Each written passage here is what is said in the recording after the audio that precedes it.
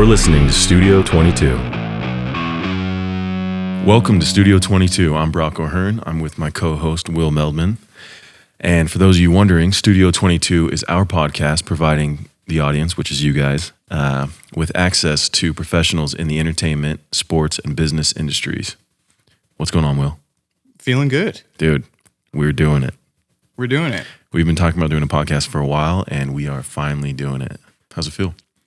It feels great, honestly. I'm been so excited and grateful for the influx of support from our networks and, you know, the people that have come in and the people that we have scheduled. And it's great getting to know people better that, you know, you've known for over a decade and, you know, you kind of research them for them to come in and you really learn more about their professions and you're able to share that with the audience. And that's the special part too.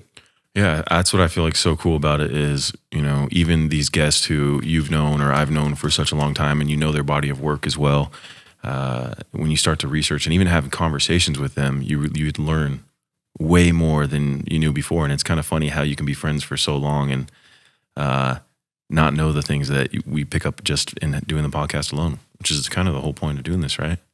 Totally. Yeah. And you know the basics. You know that Bradley's done Dumb and Dumber. Yeah. And you know that Ben Silverman produced The Office.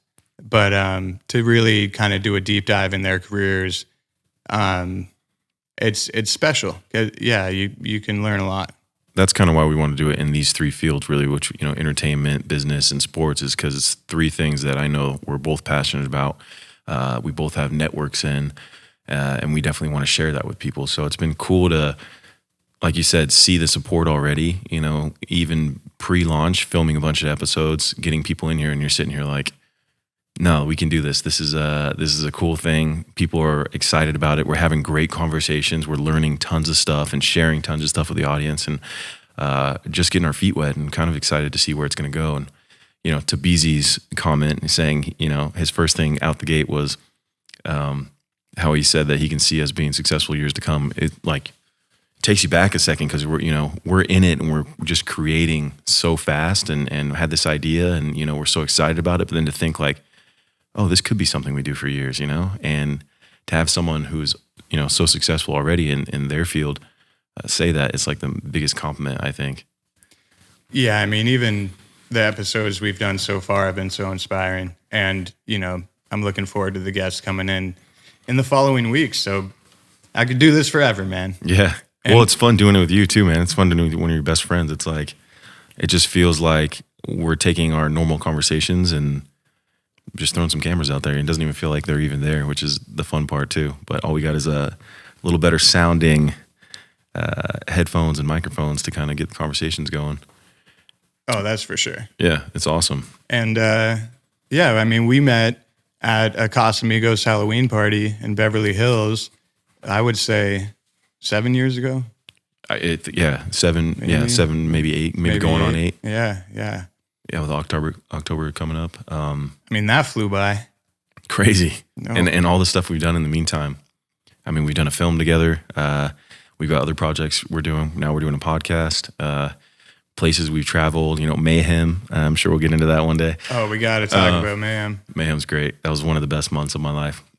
And and then just, you know, people I've met through you. I've never met anyone who wasn't awesome and, you know, at the very least, you know, highly entertaining, or some kind of, it's just such an awesome network that you have and being friends with you, somebody who's so humble, so kind and very articulate, you know, where there's moments where I'm like, dude, I'm sitting next to a philosopher, man. And I'm just taking notes and to hear you have conversations with people, it's so fun that now I get to be a part of it, you know?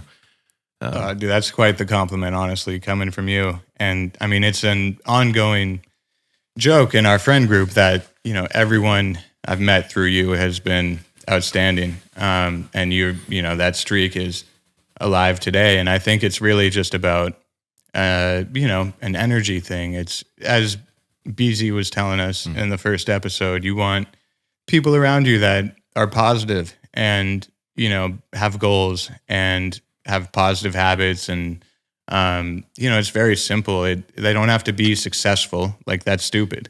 They just have to be positive, really. That's it. Yeah. And, you can start to, people show you who they are eventually. So, you kind of figure out how to deal with that process. But anyway. Yeah, no, I mean, that's kind of how I look at it too. It's never been about what somebody has or if they're famous or whatever. It's if you're a good person, then I would love to have you in my life, and vice versa. It's like if we can be good and at least not hurt each other, then I think like, and I don't just mean like physically or anything like that, like don't negatively affect somebody else's life. That for me is huge because I still want to have a great life experience. And every day, if you have all these people that are, kind of pulling you down or dragging you down and, are negative or whatever it is, it changes the way you experience life. So for me, it was never about, like, just to what you said, and with BZ as well, it's never about what somebody has. It's about the character. It's about their personality. It's about how they show up in the world. And that's what attracts me to someone, and then I feel like as long as I can give that back as well and try to be the best version of me, then it makes for, great friendships, great stories, great experiences. It makes going to, festivals like Stagecoach and Coachella with your friends, and then the friend groups grow, and it makes it so much better and more enjoyable. And I think that's kind of where it's so fun. Also, having this podcast and your network of so many amazing people in my network that, I've been grateful to also acquire over the years, and so many great friendships, and bringing them in. And let's see, okay, well, where can our conversations go, and what can we learn? What else can we learn about each other, or can we share with people, for aspiring entrepreneurs or people who are actors or, in the entertainment business, producers, even us, have done our project, we've done the resort, and we're working on things constantly to get insight from people that have, like Todd Garner, 180 films basically that they've been a part of. And how crazy is that? I can't, like, I don't remember the last, like, how long does it take you to watch 180 films, let alone make a lifetime? Yeah, exactly. So it's just like, it's incredible. And same thing, even Ben Silverman too. It's like his rap sheet is like, or you could, just The Office alone, if you just said that, you'd be like, that guy's doing it. He's doing it right. And it's fun to be around them. Well put. I mean, there's a lot to unwrap there, but yeah. I fully agree with everything you said. And we've been extremely blessed with the people we've been able to spend time with, and, getting to know them better and in this environment, and being able to share that with people is a special thing. Yeah. And I'm really looking forward to having more people in here and, seeing how far we could take this thing and how many people we can get in here and, keep it going. And I don't know, there's something about it. Like, the confidence it builds is special. Yeah. And, the skill set and the skills you learn doing it. But that was for me too. I was going to do this podcast over a year ago that I was working on building my own and kind of putting that all together. And the whole point of me doing that was for two main reasons. For the career path I've chosen, I know that there's going to be a lot of interviews. There's going to be a lot of in front of camera conversations and just conversations in general. And I wanted to get better at having conversations. So that was a part of it, a small part of it. But the other part was also to connect with the audience, connect with the audience I've already built over the years, and show them another side of, it's not just a guy taking photos or, doing these projects. It almost felt disconnected to me. And the more I listened to podcasts, the more engaged I got, the more you learn about, neuroscience or, crazy, current events, and just there's a list of whatever you're interested, you can go and find. And so I think these are things that we're interested in, and we do gratefully have a network that can share those things with us on top of our own experiences. And it just was something that I felt would help, make better conversation and share more insight and help us become better. As we go forward with projects, we're thinking, oh, I learned stuff from BZ, I learned stuff from Todd, I learned stuff from Ben, already having conversations where, okay, well, how can we do this better? Or what does it take? Or is it, oh, you do get stressed like we do, or, oh, it's not always easy, but it's also, how do you figure out how to, like BZ was saying, a great producer, can not only get stuff done, but also it knows people and knows how to make the people happy. So it's a combination of the both, and then also having great taste and knowing what you like and what you believe the audience is going to like. And, you know, that's film too. It's making it for an audience, right? So yeah, it's not just like, sometimes it is it's how you do it and your expression of really making it, you know, it's still art at the end of the day, but knowing that it is nothing necessarily, or not as much of a project without the audience, without the people viewing it, without their support, because that's what gives you the ability to do more. I mean, I couldn't agree more. I mean, basically, two things. Like, the joy of being a producer is the fact that you are at the center of the processes, and you don't have to be a master of any one process of a film or department of a film, but you have to know, you know, a little to a medium amount, you know, the more the better of each one. And that means you get to interact with everyone from the financiers to, you know, the props department, the stunt department, everyone that makes a film, you know, turn into the magic that it ultimately turns into. It's crazy what you said about fan interaction as well, because it's kind of crazy where the media landscape is at right now. And you have people like Joe Rogan pulling in a larger audience than major news networks combined. And it's really, the power dynamic is coming back to the individual. And I think that's inspiring because, you know, it can provide audiences a voice. And you look at what Todd said about Mortal Kombat and not having Johnny Cage in the first film. And, you know, there was a little bit of fan outcry. So what do? They put him in the sequel.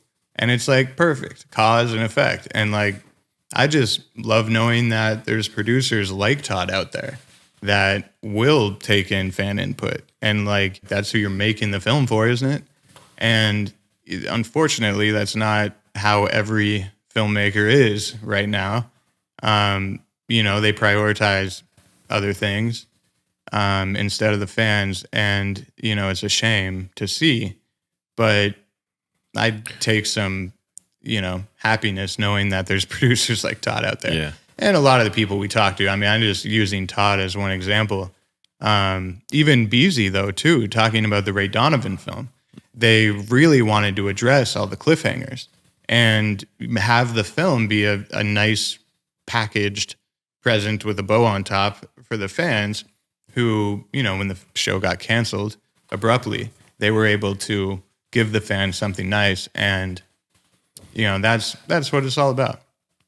Yeah, you're giving back to the people that have supported you and made your show really what it is. And I know Todd was also saying that you can't make everyone happy, right?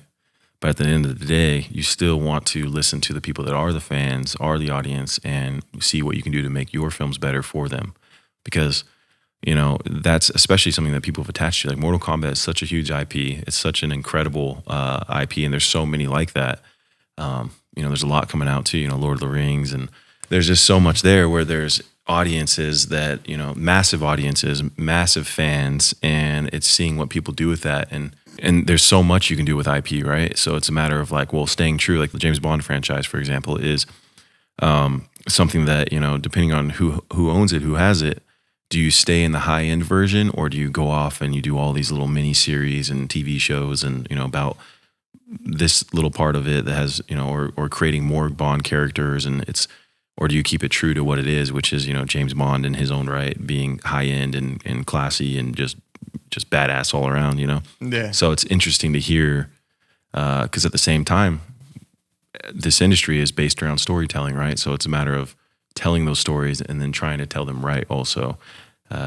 So, I mean, all in all, it's I don't think there's anything more fun, at least for me, somebody who's been a major fan of film my entire life, to be a part of it, but then also hear on the back end what it's like and what's going on for producers and networks and studios, and kind of diving more down that route. But it also excites me more as we keep going forward in our careers, you know? Oh, totally. I'm very much looking forward to some of the projects my production company has in development, and, you know, stuff that we might work on eventually, right? Yeah. I just that's what I love about producing too is you can pursue so many different topics and genres and angles, and the possibilities are ultimately limitless if you can find the right IP in the right spaces. Yeah. I've as you know, been working on developing a Mac Dre film about the Bay Area hip hop artist who we lost in 2004. Been working very closely with his family, his mother, Wanda, who is an angel, and I love and respect nobody more than her. And, we're in development on that, and we have a great script, and we're working on it. But, tons of things you can explore.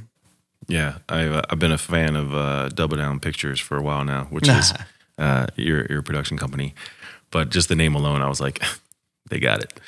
But even to see, like, with the first film you did, we did, the resort too, to see what it was like on the ground floor, coming in, not having, a giant, 10, 20, 30, $100 million budget, and really finding ways to make it work. And I saw firsthand, even on your essentially first, feature film executive producing project, your abilities, your skills on the ground floor to make sure that we got it done in the time frame we had, with what we had at our dispense as well. And it was awesome, dude. And I'm like, nobody's going to be a bigger fan, I don't think, than me of you, because I get to see it also being your friend, wanting you to be, the biggest success that you can, and wanting to see that, but then also like seeing you do it. It's not like I'm watching it from afar. I'm like, I get to be a part of the projects every now and again too, and problem solve with you and help figure it out. And it's the coolest thing in the world.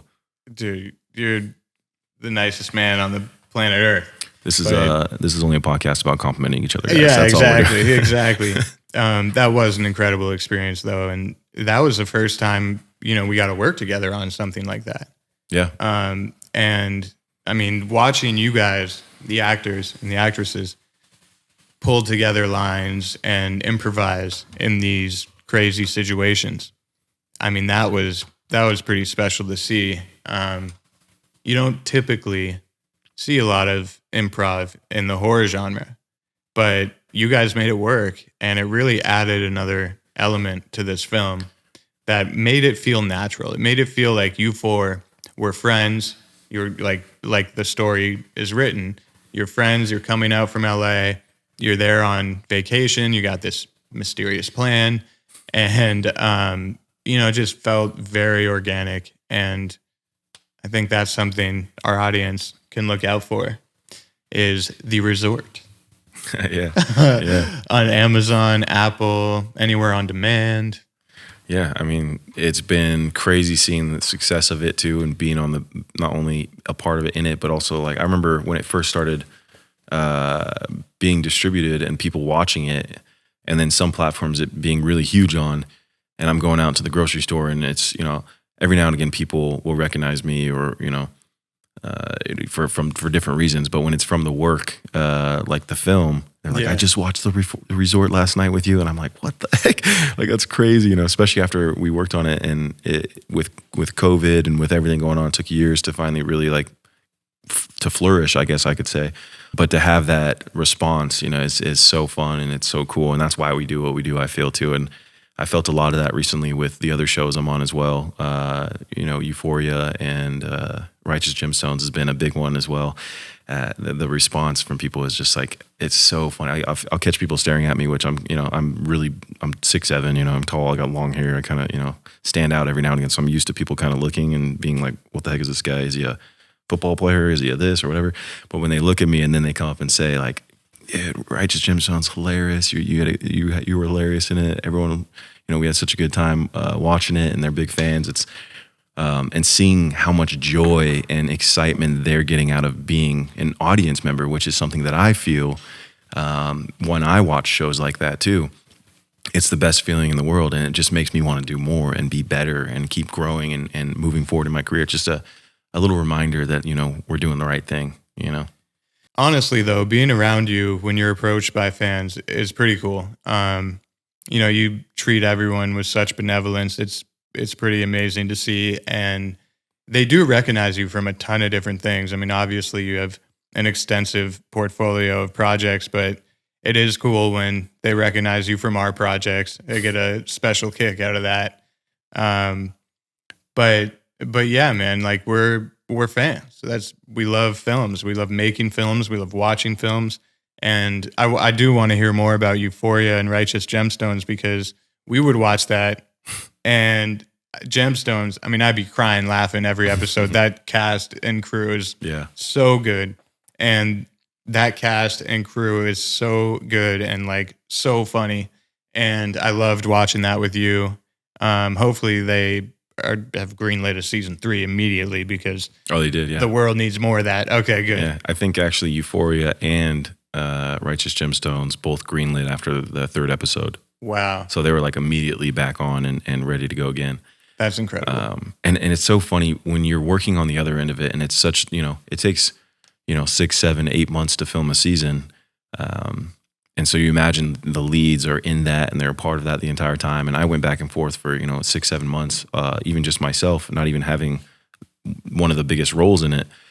And I'm sitting there just looking at all of the experiences that we're having there. It's like the in-between stuff, or even the takes, like it's the stuff while you're sitting in the chairs waiting to go film, or you're on set and it's the 20 takes that never make it. And you're like, every one of those is as funny or funnier than even what makes it sometimes. And you're sitting there like waiting for that moment and to see how it's all put together and it all flows so perfectly, and everyone, they did such a great job with that show. Euphoria is also, like cinematically one of the most beautiful things I've ever seen, let alone been a part of, which is the only reason I was like, okay, I'll go naked. Realistically, I was like, I didn't ever see myself doing that. Yeah. But it was to be a part of something that's so great, and has so much success also, but just honestly for the art side of it and the story it's telling, it's just, I can only be grateful. And it's the same thing when it comes to fans. Like to me, I'm like, it's crazy to think I have fans. And like, yes, it's been a couple years now, and there's obviously so many people so much more famous and, different walks of life and so much different success in different ways. But for me, I'm like, I'm always going to be grateful, because if anyone wants to have a conversation with me, anyone wants a photo from me, anyone, like, I have very humble beginnings, I feel. So to go from that to people even wanting to have anything to, or even know me in any way, I'm like, this is insane. So I want to go the extra mile, because I've never walked in their shoes. I don't know what they're going through. And it's in general, everyone goes through something. It doesn't matter who they are. So I only want to add to their plate to fill it up, not to take away from it. I don't want to make them not feel great in that moment, or at least if I can't, let's say I'm having a rough day, or this happens to all of us. I don't want to make their day worse. And I feel like I was having this conversation the other night in Miami with a friend of mine, and it was about just being kind and being genuine and being grateful. And I think if you can move forward with gratitude all the time, you realize that, when you step into a space, even in front of the camera, I feel you're stepping into, you have responsibility, I think is what I'm looking for, to show up, even when you have off days, and you have to be kind, I think. And so people, I think, lose touch with that over time, or they forget, or they get so used to it, they get burnt out on it. There's a ton of different things that could happen, and you never know what each individual is going through. But for me, I know I'm always going to be grateful for every single person. I'm always going to try my best to show up and be kind and, make people laugh and, take the photo and take the time to do that. And I think that's what it's all about, man. Tomorrow's not promised for me, for any of us. So I get today, and if I get to choose how I'm going to do today, I'm going to try to be the best version of me every single time, and don't always succeed in that, but it doesn't mean I'm not always trying, Man, honestly, that's inspiring to hear. And like, I've been there, dude. It's everything you said is true. Like every fan that's come up to you, out of hundreds and hundreds of people, from Stagecoach, Coachella, walking the streets in any city in the country or world, like it's great to see, man. And I would argue that this podcast is essentially an extension of that, right? In terms of, if we can provide an hour and a half of great conversation and cool people and inspiring stories, then we've done something good that day. right? And I think, like you just said, what really got me was, you don't want to make their day worse. And if you blew them off, you'd probably make it worse. And, people understand that, you can't take 10 minutes to sit there and chat about life with every single person. But, I don't think I've seen anyone that does more than you and, with each given opportunity. So I can testify to that. I appreciate you saying that. I just, again, it just comes up or down, I guess, to me, I just want to be kind. And I'm already like a big guy, and I can be pretty intimidating if I want, or even if I'm not trying to be. So I like to go the extra mile to be like, yes, I am big. I can be intimidating, but I'm not trying to be. I'm not trying to make people uncomfortable.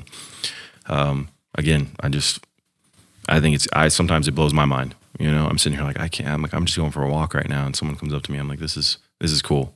It's humbling. It's just, and that's it too. It's like, if I'm in a space where I'm lucky enough to have the opportunity to entertain people with TV and film and with whatever things I'm doing, and they even like it or they want to support, I'm like, that's the coolest thing in the world, because I feel that way towards people too, and other directors and actresses and producers and people in this space, and same thing in business, same thing in sports. It's like you see them do these incredible feats that you're like, how in the heck are you doing that? Like, I'm an athletic guy. I'm not doing that, and just to see so many successful people, and also that we're all so unique. It doesn't matter what your profession is, doesn't matter what you're doing in life. We all have our own uniqueness. And that's one of my favorite quotes too. I know you've heard me say it many times, is bring your own uniqueness into the world.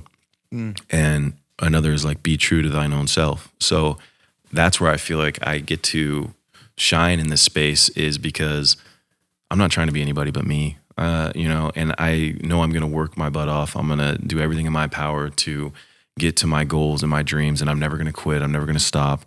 My mind is very set in my ways with, I'll do everything that it takes to get there. I'll put in all the work because I can, and I'm willing to, and I want to.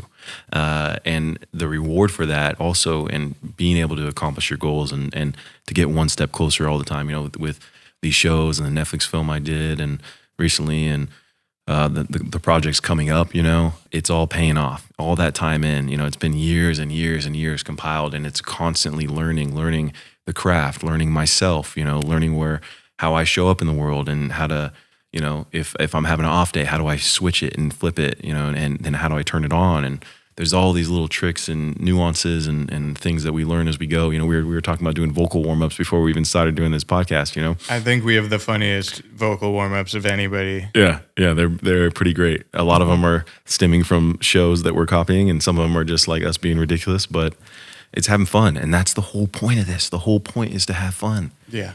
And that's what I'm like. I'm having fun right now. I'm having fun. I've had fun in every single one. Even preparing, that's something too, that the time that goes in beforehand when we're preparing for a guest, when there is a big guest that comes on, or even, whatever the scale is, whatever the profession is, we're excited to have everyone on and have conversations. And it's been amazing. And you never know what you're going to get on the other side, right? So it's showing up and it's like, oh, that was cool. And I feel like it's helping me become a better conversationalist and having better conversations, deeper conversations, and even about fields that I don't know, learning about, from Jay, science, sports science, and the stuff that they do with medicine for these basketball players. And I'm like, dude, how do I apply that to my life so I can, be better, Totally. The medical technology and applying that to sports and at a professional level. I mean, that's way beyond my comprehension. Yeah. Like, shout out to Jay. Absolutely. And that's the coolest thing, is like, you see these people, and everyone who comes in, like I said, is unique. So to see somebody's path, like, even Kez, our buddy Kez Reed, he comes in, and the support he's doing with Jug Life, and getting people water that need it, and philanthropic ventures that people are going on. You're like, wow, this is, that's what it's about. It's about putting in the work, and when you're able to be successful with it, how can you give back? And that's something I've heard Jim Carrey say, which is, how can I use my gifts to serve the world.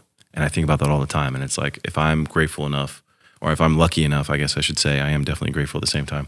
But if I'm lucky enough to have any kind of skill set or gift or whatever, how can I use that to help serve other people, to help make the world better if we can at all, or at least try to, you know, it's, I'm not trying to burn the place down. I'm trying to, you know, put out fires and make it nicer, plant a couple flowers, I guess. 100%. I think we should do an entire episode, you know, about the nonprofit work we've been doing. But it was great to hear Kaz speak on Jug Life a little bit more. We had attended one of the events here in LA, and you know, LeBron came, Anthony Davis. It was great to see the support. You know, some other people obviously, but everyone was, you know, bidding on all the charity auctions, the live auction that Matt Rogers was hosting. Matt's a great guy. We'll have him on. But yeah, man, philanthropy is a big part of life, and especially when you're, like you said, in a position to do it. And it doesn't matter if it's big or small. If you're doing it, it matters. Yep. And that's all that counts. One thing I've heard you talk about a little bit, but I also find fascinating because I feel like little things come up all the time is, you know, when did you first get interested in film? And I guess what were some of the first projects you ever worked on? Absolutely, man. I think I was around 8 or 9 years old when iMovie came out. And what I would do is I would film family vacations, like just so I had something to edit. And I would sit there for hours and edit just random footage on. I became obsessed with just visually and like putting music to it. And, you know, I would direct my brother and my parents, and I would just, you know, try to find any way I could to be involved in the medium. And it really got me into it at a really young age. And in high school, I would cut and edit our own highlight reels for our football team and our lacrosse team. Of course, I would put my goals like ahead of everything. It's like, dude, if you're making the film, you can put your goals in front, right? That's how it works. And Jim Gray actually narrated one of our football videos, which was like the nicest thing ever for him to do. Wow. And he helped me. I wrote a script with him, and, you know, he helped me put it together, which is pretty cool. But fast forward a little bit, my first job ever, I was working on Ocean's 13 on the Warner Brothers lot, and I was living in Jerry Weintraub's guest house in Beverly Hills, who, you know, was a producer and a early mentor of mine. And him and my father were very close, and I, you know, would become extremely close with Jerry over the years as well. But that, you know, talk about trial by fire. I mean, to be at Warner Brothers as a teenager working on that film, I mean, it was incredible. And I remember the very first morning I had to wake up at obviously 4 a.m., which at the time was foreign to me. And I go into Jerry's kitchen, and my dad and Jerry are in there, and Jerry hands me a bowl of cereal. He like makes it as he's like, you know, sternly telling me how to behave. And of course, I was listening keenly. And he goes, I haven't even made myself breakfast in 15 years. Here you go.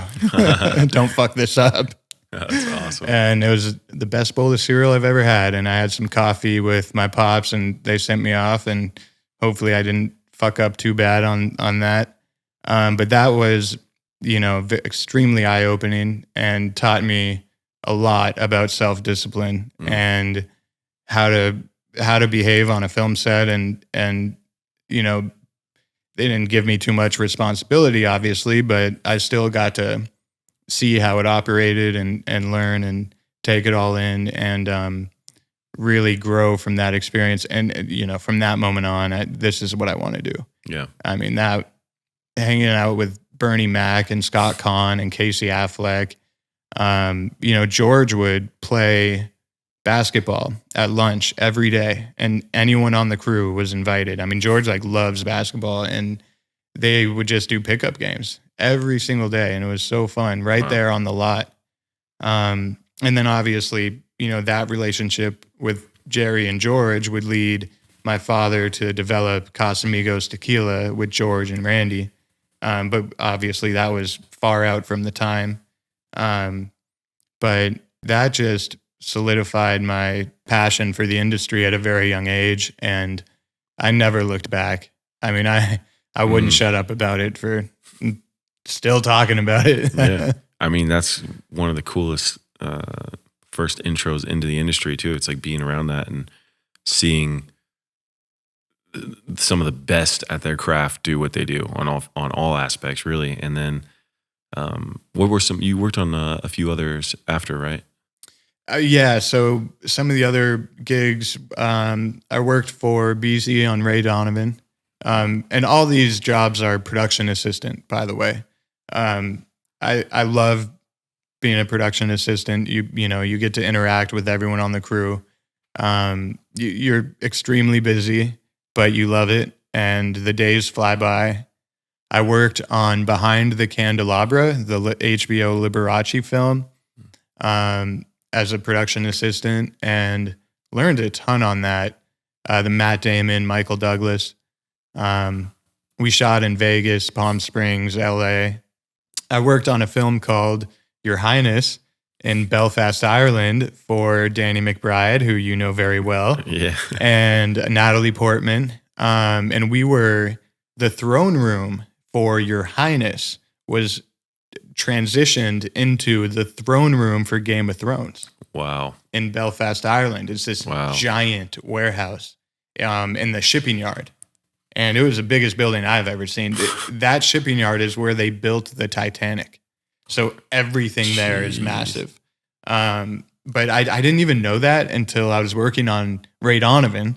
And the director of photography for that episode of Ray Donovan worked on Game of Thrones for, I think, 3 seasons. And we were talking, and Your Highness came up. He goes, "Wait, Your Highness? Funny story." And no way. So like making that connection was kind of unreal. But that is awesome. Yeah. Well, that's the cool thing about this industry too, is there's the creative behind it. You can take something that was once something else and make it something completely different, new, and you would never even recognize it.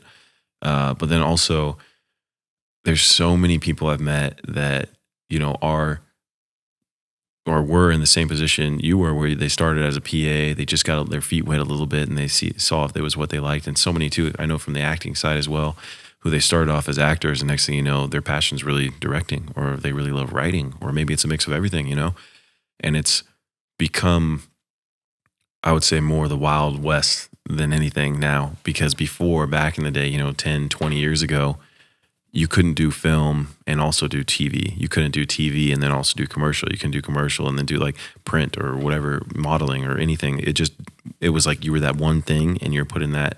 Now it's like it's almost better if you do all of it. And the more you're out there, the better too, because there's more mediums to have content on. There's more opportunity out there. And so you're seeing these people and how they kind of transition, even film and TV to TV in general. It's like you're watching these TV shows that are like the highest end movies you've ever seen, and they have even more intricate story and backstory on the characters and everything. But that's the coolest thing about this industry, is there's no one way to do it, and you can really take it any way you want, and it's not limiting. The only limits we have are the ones we put on ourselves, and I know it might sound kind of cheesy. You probably hear that. A lot of people hear it all the time, but it really is. There is no limit to it, and it's exciting when you hear someone who went from PA to executive producer, and then has their own production company, and now you're doing more projects, and and to your, to what you're doing too. It's like you're new, essentially. You've been in the industry now for a long time, and you're new, but you're also already doing it, and then now you know where you want to go, and it's still at the same time. When you're 15, you're like, this is what I want to do the rest of my life. Well, you're doing it. Yeah. It's the coolest thing. No, I appreciate that. I mean, look, if I didn't start, at the bottom of the totem pole in terms of the set hierarchy, I wouldn't feel comfortable being on set.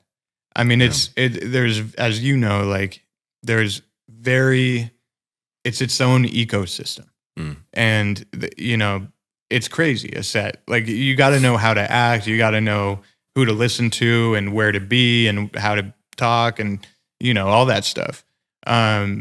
Its own language. I mean, there's tons of different things, like small things that you have to, and big things that you have to know about being on set. And I wouldn't feel comfortable being a producer if I didn't put in all those years, really learning how to operate and having incredible mentors that I'm insanely grateful for every day that gave me those opportunities to learn.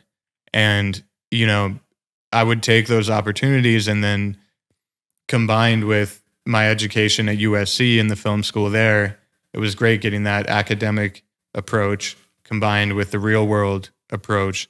But anyway, man, I appreciate you saying that. And I just try to make the most of every experience and keep building. You always tell me that. Keep building. It was definitely that way my first time working with Tyler Perry, which he gave me my first, opportunity, my first role in Boo! A Medea Halloween, and shot the whole film in 5 days. So when you say it's your own ecosystem, or and there's the lingo and there's the proper etiquette on set and being around it, you realize, if you're chit chatting in the background and they're rolling and it's a hot set, you don't want to hear the wrath when it comes, because you're the one messing it up, which is causing time, which is causing takes. You're interfering with the actors' performances. There's so many different factors involved. But to what you were saying too, Tyler Perry became a mentor of mine in the sense that he showed me so many different ways to create film and his process, because nobody I knew at the time was making film and TV as fast as he is. Shooting 22 episodes in 2 weeks. It's unheard of. Wow. In a feature film that was, in the top, it was number one for 2-3 weeks in a row. And he did it in 5 days, So it just blows your mind in the sense of like, well, how did he do it? So I was curious, and just from being around him, being on set, you learn so much just being there. And that's why I've always enjoyed, no matter what the thing is, whether I'm a part of the project or not, I just enjoy being on set because I feel like I'm always learning. I'm learning how somebody else does it, what works for them, all the different ways to make something too. And he was saying the reason I can shoot the way I do, because he'll shoot a scene, right? He'll have a wide shot and he'll be filming it, and then it'll go, over. So it's a single shot on both the actors, and it'll go mid-sentence. Like we'll be doing a scene, or somebody else will be doing a scene. They'll be talking, and halfway through he'll say, "Cut." He's like, "All right, move in." And then the two singles, get into a close shot. And so instead of editing in post, he just edited with filming on the spot because he knew what he wanted. And that was the thing I learned to what you're saying, is you learn how to do all these different roles as a producer and what it takes. So, I learned I gotta know how to edit. I gotta know cinematography. I gotta know the lenses. I gotta know how to direct. I gotta know how, the acting. I gotta understand how a script works, and how the whole storyline plays out. There's so many different things, down to the grip work, down to the lighting, down to, there's so many things that goes into making a film that people don't see when you're watching it. And then you don't realize that was sometimes years of people's life that they've invested into making this one film for an hour and a half, 2 hours of your life. And it's amazing to see. And there's so many things that can go wrong, and there's so many obstacles. Like there is always something that goes wrong. I think on every movie set Amen to that. Every movie set ever has had something go wrong. And it's about how do you adapt, how do you adopt, and go make it happen. Because if you're shooting and all of a sudden the monsoon comes in, we had something, we kind of had that happen on the resort, right? We literally did. Yeah. And so it's a matter of, can we work this into the script? Does it make sense? Does it work? Are we able to do it? Like, what's the game plan? And sometimes you got to wrap up and move on to the next day and come back to it. Or other times, it just works out and it makes it even better, So it's being able to navigate those waters, and it's fascinating to be a part of anything in that space. But even for me too, like I love figuring things out. I love, essentially puzzles, like in a film, to me, in a story is a big puzzle. It's a big, how does this interconnect? How does this one, we're establishing this tiny, like, why is he holding the cup this way? Or, why did he have that weird little pin in his hand that you barely see in a split second? Then you're like, oh, because he stabbed the guy in the neck later on with it because it's his favorite thing, but it's having all of that stuff interconnect to make a story that you are in and you don't get pulled out of. And then you're like, okay, well, all of those pieces came together, and that was a great film. or that was a great show. And it's so fun to be a part of. And then same with Righteous Gemstones, the improv and just the way that, like, you can't be around Danny McBride and not laugh. You can't be around Adam Devine and not laugh. You know, Tony Cavallero, like, they're incredible. You know, Edie Patterson, like, she's so funny, dude. Like, you're just sitting here and they're so great at what they do. They're having so much fun. They have incredible chemistry. And then even to the point of, you know, Danny McBride's built that crew over 20 years of his, you know, acting career. Oh, wow. And so everyone involved has been friends for years, you know, or it's a real tight-knit group. It's super funny. Everyone's got very similar humor. It only adds to the layers within what it takes to make that. And then they're doing it on such a high level as well. And it's their own unique thing. It's so cool to see, you know, and I can imagine that's probably how it is on the, you know, the Happy Madison sets. And, you know, the way Adam Sandler's done it with, you know, a lot of people like to use the same talent, the same, you know, directors, the same, you know, cinematographers, all that stuff as they're moving forward. Because, well, I mean, I want to work with you because I love working with you. No, but for the sense that, one, we're friends, obviously, but because I know how you work and I know you show up and I know you work harder than anyone else in the room, and you're gonna get the job done. And so that's exciting for me because that lets me be free in doing what I do in front of the camera. Someone you can depend on. Exactly. Yeah. Yeah. So it's been fun to see. It's fun to be a part of, and I'm excited to see what comes next, really. First off, I appreciate you saying that, of course, obviously. And it's really about someone you can depend on that shares your value system, putting the project above the individual. And that's what BZ said the other day. BZ is Brian Zerv, for the record. That's what Brian Zerv said the other day, is putting the project above the individual. And that's what a film set's all about. And, you know, it seems like what you were describing, you know, that's at least like a minor portion of. Yeah. And to that statement as well, I mean, I've been on big sets and I've been on tiny sets, you know, with 1, 2, 3 man crews, you know. And every now and again, there's somebody in there that just doesn't want to be there or hates it or kind of ruins it for everyone else. And you're like, people would kill to be in your position, to be a part of making something like this, even if it's a commercial or it's a film or it's whatever. I never understood, like, growing up, it was my dream, and it still is, to do this. And so I'm sitting here like, how are you so upset or so ungrateful or so, like, you're making everyone else miserable? It's like, if you don't like it, then go, you know. And yeah. And again, you know, there's so many intricate, you know, things going on in someone's life. You don't know what they're going through or why it's happening. But at the end of the day, like, that's a space where I feel like you have to be professional. You have to show up. You know, put the project before the person. And then I've been on sets where, you know, it's a PA's first time, or, you know, this cinematographer's first time really working on a feature or something like that. And then they didn't enjoy the experience. And they're like, I'm never working in film again. And so they're that light or that passion for filmmaking gets killed. It dies out on the spot. I'm like, nah, this isn't it though. This isn't all it is. This helps you understand, you know, when you get to the other ones, how to navigate them, or when you're making your own projects, how you don't want it to be, you know? And so it's a learning process, and it's I would say, take those temporary failures and turn them into successes, because it doesn't have to be that way. And it isn't always that way, but it's hard to see sometimes outside of what's immediately happening. So I can understand why somebody can get turned off to it, or wouldn't want to keep going forward.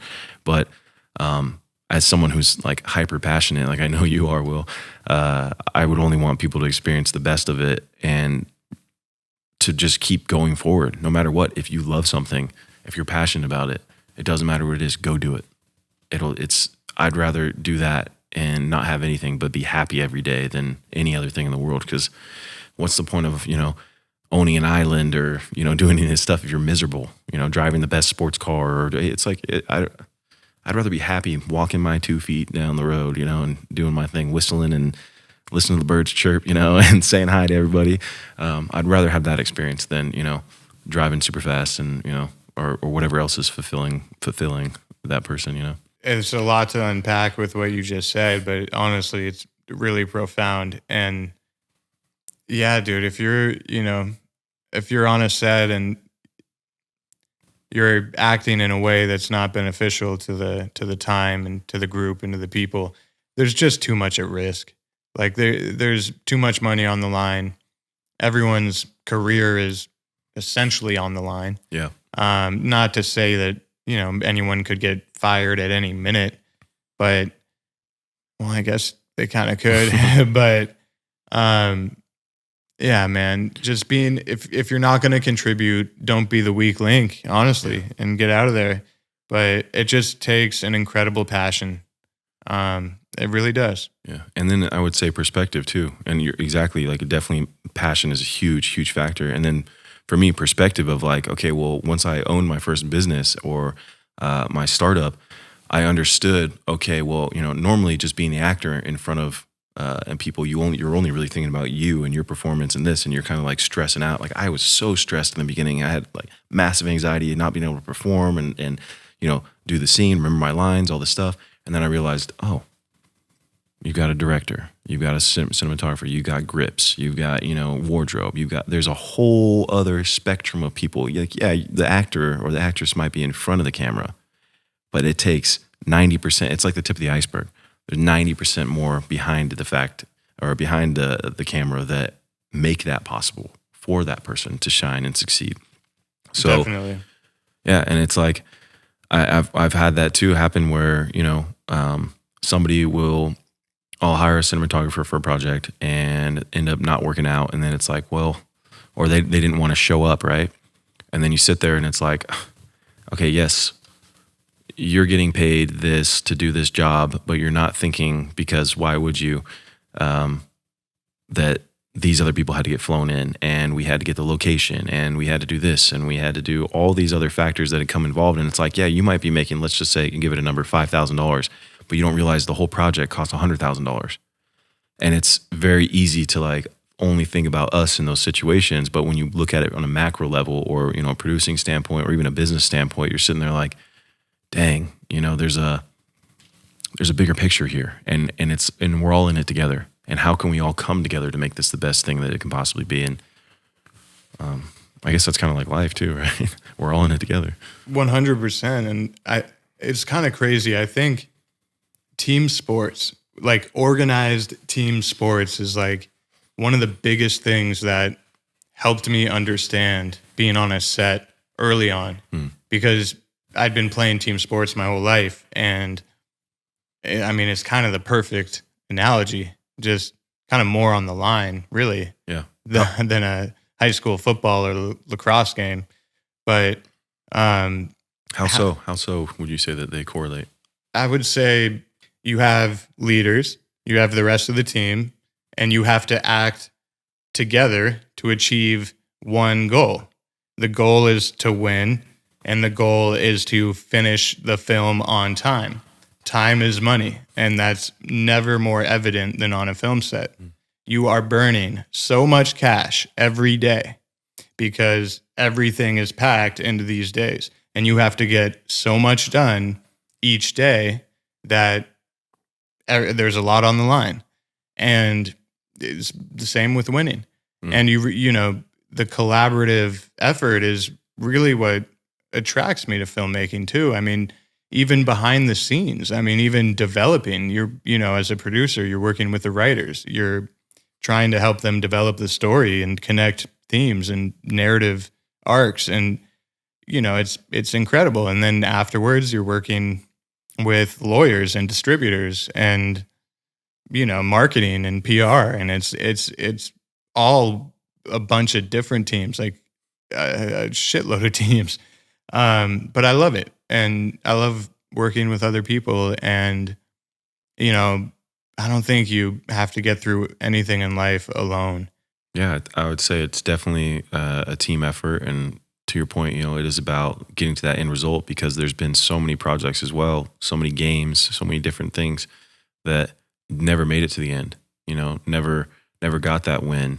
I never finished the project. I've heard of pilots being made, for $10 million that my friends were a part of, and it gets canceled. Dude, and the perfect analogy of that, sorry to cut you off, but if you connect that to what Tom Brady's doing right now, he doesn't want to retire. He's still playing well, right? There is no end. And Todd Garner is saying, I'm going to keep going until I can't go. Yeah. And like, I love that. It's like he loves film and he's just going to keep producing film. So as long as he possibly can. And Brady's going to keep playing football as long as he possibly can. And when you love something, you roll with it. And like, hopefully I can keep it going and, do this for the rest of my life. I mean, all forms of media, right? Podcasting, filmmaking, commercial production. I mean, social media. I mean, you were talking earlier too about, how connected all forms of media are. I mean, dude, you are such a good example of that. I mean, you are connected through the social media platforms to film, to television. The conversation we were talking about how film, television, all that, commercials were separate. Wild West. Wild West, exactly. Yeah. And like you're the sheriff. Yeah. You're active in all of it. I think now more than ever is a great time to realize that, art, especially art, I would say, and that's something I had to get to, is to not limit myself in it, to not be limited to, I'm only a musician, or I'm only, and I only like to paint, I only like to act. I only like there's so many different forms of art and those mediums to express, and in different ways, like there's a totally different story being told with the, macho male, like action hero versus, some story of, someone who's been locked in a room their whole life and trying to find their way out, as a child. Or there's a million mediums. I don't know if that was like the best example, but same thing with music, with everything. It's just, you don't have to be stuck in this one thing. And then because of those moments too, those freedoms, well, maybe it makes you, let's say you go explore music for a year, maybe it's your calling, maybe it's not, but you explore it and you try it out and you realize, oh, I learned so much, or this little thing in here that I want to write this story about filmmaking or about being a musician. And that becomes an incredible success over there because you took the opportunity, you took the chance, you took the risk to go learn that and get out of your comfort zone and be like, I'm okay if I'm not good, or I happen to have a natural ability or whatever it is, but that bleeds into the rest of your life and you realize, oh, I'm just, letting things flow through me. I'm figuring myself out. I'm figuring out what excites me, what stories I want to tell, which ways because there could be something on that journey too, where it's like, let's say you're trying to learn guitar.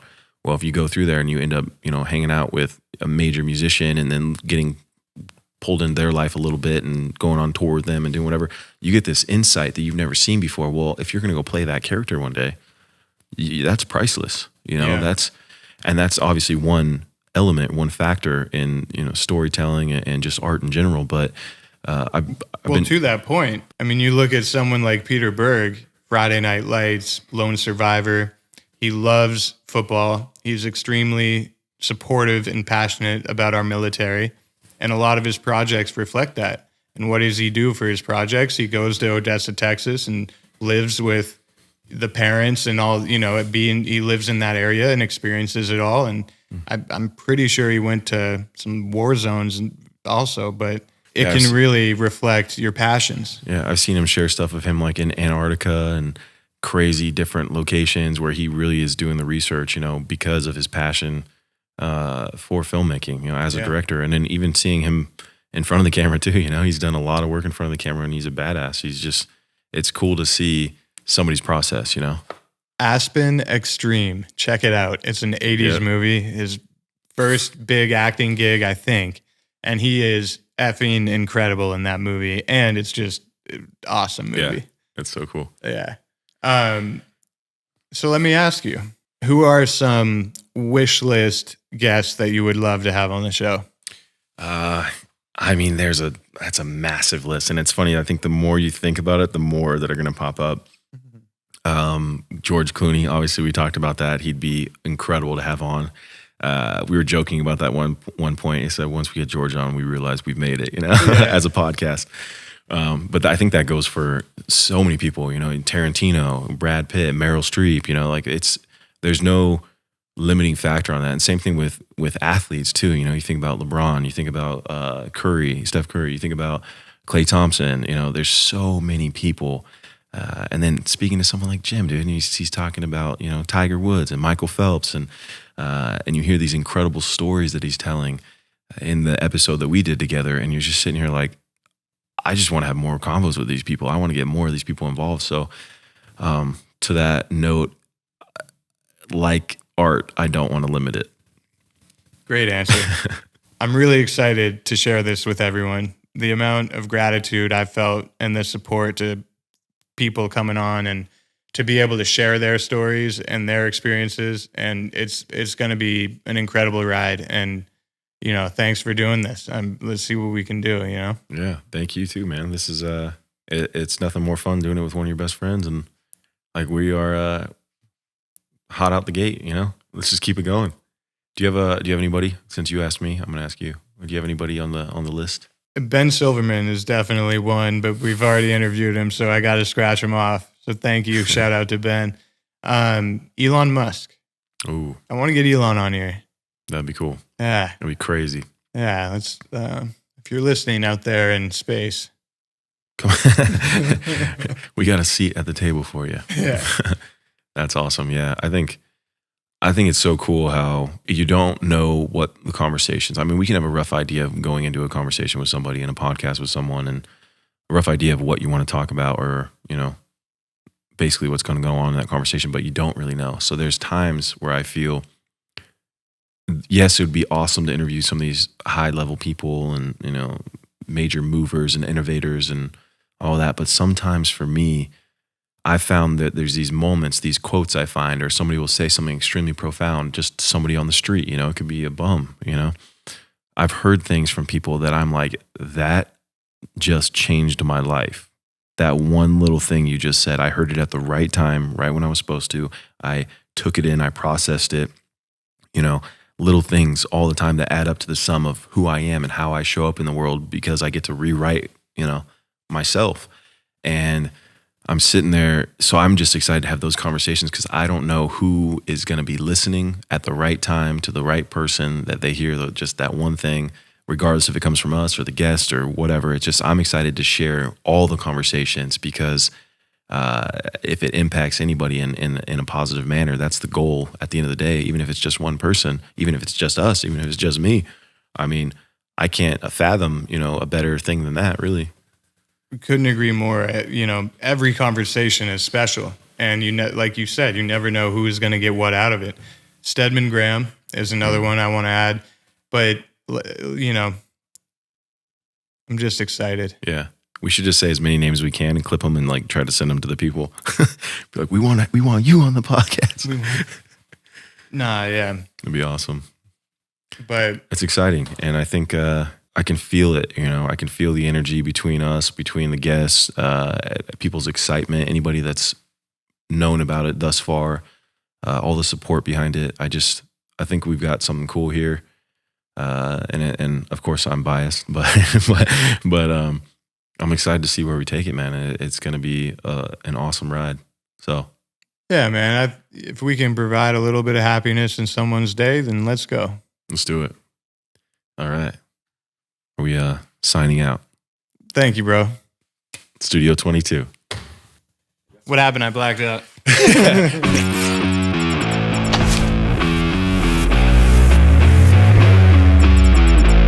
Thanks for tuning in to Studio 22.